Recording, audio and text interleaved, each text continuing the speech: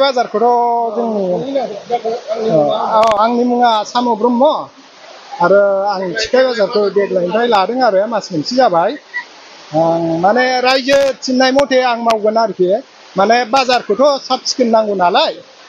बाजारावथ' जोंनिया थिखायानो पर्बतझरायाव थिखायानो देरसिन आरो जोंनि माबायाव क'क्राझार डिस्ट्रिक्टनि नैबे पर्बतझरा जायगायाव जोंनि थिखाय बाजारानो देरसिन। ओमफ्राय थिखाय बाजारावनो जोंना दा बुंनो थाङोबा आरोखि लेथ्रासिन जानानै दं। दा बेखौ आं फोसाबनाय लाहार फाहार लादों।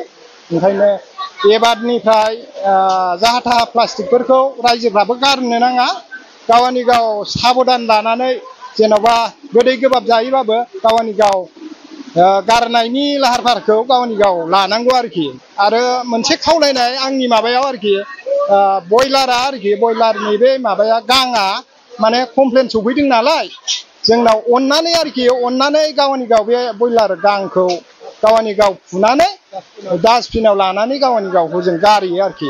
रायजोफ्रा बेखौ बुंगासिनो दं आंखौ माने नोंसोरबो अनलायनानै जेन'बा बयबो बाजाराथ' नोंसिनिनो जेन'बा बाजारखौ बयबो सिब सिखोन लुबैयो जाहाथे मोनामै आरोखि ना बाजार हक बेदर बाजार हक गावनि गाव डास्टबिनाव लानानै थांनांगौ आरोखि।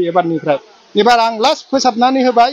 एबारनिफ्राय खिन्थु बिदि प्लास्टिकबो जों दोननाय नंला आरोखि। प्लास्टिक दोनोबा आरो जुदि अहंखारि गारोबा जोङो फाइन लानाय जागोन 200 थाखा फाइन बेखौ डाइरेक्ट होनाय जाबाय। आरो मोसौ बोरमाखौथ' हगारनाय रुलावनो गैखाया। बेखौथ' जों फार्स्ट जुदि केसटियाव हमजायोबा 200 थाखा नांगोन आरो सेकेन्डआव बे मोसौआनो हमजाबावोबा खिन्थु जों 400 लानाय जागोन। बिनि आरो माबानाय गैया आरोखि निमाहा होनाय गैया। बेखौ बन्द' खालामनांगौ आरो थिखाय बाजारनिफ्राय माने बाजाराव जाहाथे मोसौखौ दा हगारसै आरोखि एबारनिफ्राय। गोजोन्थों। आं लानाया नै मास मोनसेयानो जाबाय आरो फोसाबनायाबो मास मोनसेयानो जाबाय। माने बहुद जायगा जायगा बिराद प्लास्टिक दं लेथ्रा जाबायमोन नालाय गोबाव सम नांगौ आरोखि। फोसाबनांगोन अखा बोथोरावनो जों अखा बोथोराव अखा हाखायो नालाय जों फोसाबनांगोन आरोखि। रायजोफ्रा जाहाथे बयबो आंखौ हेफाजाब होयो आरोखि अननानै। माने बाजाराबो सिब साखोन थादों। बाजारा जोंनिनो बाजार रावनिबो नङा बाजारा नों आं बयनिबो बाजार। ओंखायनो जों बाजारखौ सिब साखोन लाखिनांगौ आरोखि। मोजां एकदम सुबिदा मथन मोजां स्लिम लाखिनांगौ। बिदि गाज्रि माबानो नाङा आरो प्लास्टिक प्लुस्टिक बुंफबनानै दोननो नाङा। आरो मोसौखौ अननानै खालायबानो जाबाय दिनैनिफ्राय। साफा खालामनो गोनां लेथ्रा जायो जायगाफ्रा दुरगन्ध जायो। ओंखायनो बेखौ साफा खालामनानै साखोन सिखोन लाखिनांगौ। ओमफ्राय जोंनावथ' बाजारा ओरैनो सप्तायाव खननै जायो। सप्तायाव खननै सुक्रबाराव खनसे मंगलबाराव खनसे जायो। दा बेवहाय प्लास्टिकफोरखौ डास्टबिन गैया।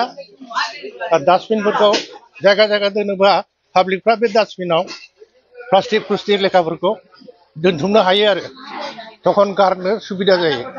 दा हनै ड्रेन फोसाबनांबाय आरो बेनिफ्राय ट्रेक्टर लगायनांबाय। बेहा बे कन्ट्राक्ट लानाया फ्राय फैसाया अर्धेकआनो थांगासिगोन आरोखि। दा ओंखायनो सरखारनिफ्राय अननानै बे बाजाराव डास्टबिन माखासे हरनांगौ। ओमफ्राय बे बाजाराव नैबे एलेखानि मानसिफ्रा बिसेसकै थिपकाय बन्दरनि गुबुन जाथिफ्रा आरोखि बर'फ्रा मोसौ हगारलाबायो। ओमफ्राय बाजार बे माबायाव सिङाव खिलाबायनानै दोनो। बेफोरखौबो खानायखौ साबधानै हगारालासिनो गावबागाव गलिफ्राव खानानै परिस्कार भाबै लाखियो। बेखौनो जों लुबैयो आरोखि। दा बिनिफ्राय जोंनाव मोसौ बाजारबो गैया बोरमा बाजारबो गैया जेबो बाजार गैया जोंनाव। खालि ओरैनो साग सबजि ना बेदर बे मोननैल'नो बाजारा सोलियो आरोखि।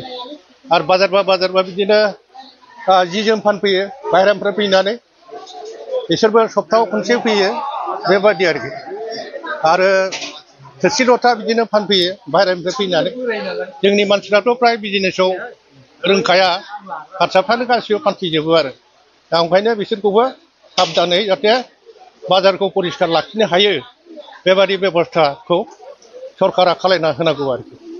दा बाखि मा बुंदों बिथाङा जे गावनि रां खरस खालामो दिनैहाय गावनि दाखोर दालाखौ बुथुमना थानायखौ दिनै बोस्रांना होबाय बिथाङा मा बुंदों मोजां मोजां जादों दा गावनि रांजों बियो बुथुमना होदोंबाबो सरकारा एसे अनसुंथाइ हरथोंसै बेखौनो जों खावलायो आरोखि सरकाराबो एसे अनसुंथाइ हरथों बाजार परिष्कार जानायनि बे जिखिनि खाजोना बाजोनाव थायो बेथ' फ्राय थांखाजोब्बायानो दा ओंखायनो सरकारा एसे अनसुंथाइ हरनानै डास्टबिन थास्टबिन हरनानै बाजारखौ परिष्कार खालामनो थाखाय जाहाथे राहा होयो बेखौनो खावलायनाय जाबाय आरोखि बेखौ बाजार कमिटियाबो सांग्रांथि जानांगौ आरो बिसोरखौ वार्निं होनांगौ वार्निं होनानै जाहाथे गारलाबाया दा डास्टबिन मोनबा जागोन डास्टबिन मोनोबा बे डास्टबिनाव ज' दोननो हागोन आरोखि मैला जाब्रा मैगं थाइगं गेसाव गोफोनफोरखौ ओरैनो गारलाबायनाय जायो दा डास्टबिन थायोब्ला डास्टबिनाव दोननानै बेखौ मोनसे जायगायाव सोलायलांनो हायो आरोखि